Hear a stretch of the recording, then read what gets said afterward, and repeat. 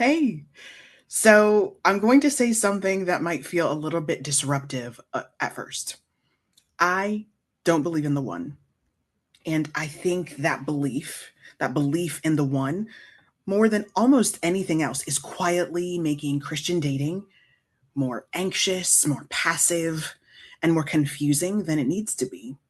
But before you panic, that does not mean your desire for marriage doesn't matter. And it definitely doesn't mean that just anybody is going to do for your partner.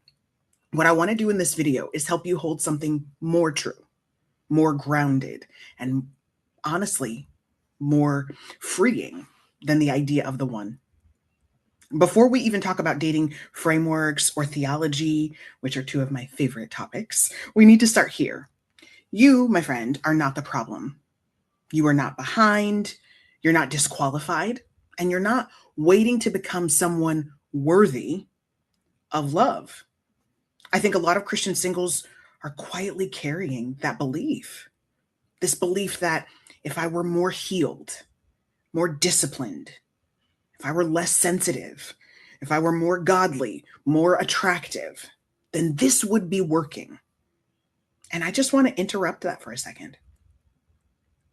You're already someone who is capable of love and partnership, not because you perfected yourself, but because of how God made you. So, first and foremost, we have to have firmly grounded in our hearts that we don't date to become enough. We date as people who already are. Now, let's talk about something that gets said a lot in the church. Singleness is good. And I actually want to slow that down a little because I think we sometimes say that in a way that flattens people's real experience. In Genesis 2, verse 18, God says, "It is not good that man should be alone." And that word alone doesn't just mean physically by yourself, it means without a necessary ally. So, what does God do? The God who is everything, from whom everything exists, by whom everything is held together, that God doesn't shame Adam. He doesn't tell Adam to be more content with himself or with the God that I just described. And he doesn't tell him to maximize his season. No, what does he say? He says, I'm going to make a helper fit for him. I'm going to make Adam a necessary ally. But what's really interesting is how that unfolds. The next thing that happens is that God brings all of the animals to Adam, and Adam names them. He participates. And in the process, Adam discovers something. He comes to the realization there's no suitable partner for himself. And then God creates Eve. And when Adam sees her, he recognizes her with joy. So, what's happening there? Adam is not passive. He's participating. He's observing. He's discerning. And through that process, he gains clarity about what he actually needs. So, what does that mean for daters? It means a few things. Number one, it means that singleness is not a curse, but marriage is not a prize. And if you desire marriage, you're not desiring something shallow. You are desiring something God Himself named as good. That desire is not something you need to suppress. It's something you're allowed to steward. You're allowed to move toward. There's another phrase that gets thrown around a lot in Christian circles. Just maximize your singleness. And I really do understand the heart behind that phrase in particular and other phrases like it. I've even felt my own measure of grieving for ways in which I didn't do more in my single season. But I also want to ask a question. Would we say that about any other season of life? Would we say, you got to make sure you're maximizing your grief? Be sure you're maximizing your infertility. You got to maximize your loneliness. Probably not. And I think what that reveals is that sometimes we don't know what to do with that longing. And people walking through life with us, especially acquaintances or church leaders, frequently don't know what to do with that longing. So instead of helping people move toward what they desire, unfortunately, frequently in the church, we try to help them feel better about not having it. It's okay that you don't have this thing your heart really longs for. You have freedom to go to Europe or eat at the best restaurants, or I don't know, sit quietly in your home by yourself. Maximize that. Here's a more honest, grounded way to think about it, though. Your life matters in this season, not because you're single, but because you are alive. So you're allowed, I would say obligated by God, to live fully, desire deeply, and pursue that desire in your heart, that longing in your heart. These things are not in conflict, living fully and pursuing your heart's desire. And this is where we need to talk about how the church has tried to make sense of all of this, because somewhere along the way, we took this very real, very good desire for partnership in marriage, and we turned it into a belief that there is exactly one person out there for you. The idea of the one is so appealing because it gives us certainty. It removes responsibility, and it makes love feel sacred and destined. If there's one person out there for me, then I can't mess this up. It's a guarantee that it's going to be good when I get it. And I don't really have to make decisions. I don't have to discern or be wise. I just have to find them. But here's what I see in real life. An extended belief in the one creates a passivity.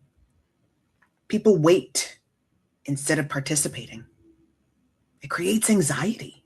What if I miss them? What if I choose wrongly? And it distorts discernment. Instead of learning how to evaluate a real person, we try to decode whether they're the one. We over spiritualize feelings. We look for signs and mystery while ignoring treatment and actual data. We ignore the facts of the way we're relating to the person, and we end up stuck. Now, I want to be really clear about something. Saying that there is no one does not mean just anyone will do. I hear lots of well-intentioned pastors, preachers, common folk say, any two Christians should be able to have a meaningful, wonderful marriage. Just marry the first godliest person that you meet. Again, I can appreciate the heart behind that that's trying to encourage movement, but not just anyone will do. There are wise matches and there are unwise matches. There are aligned partnerships and there are deeply misaligned ones, even with believers.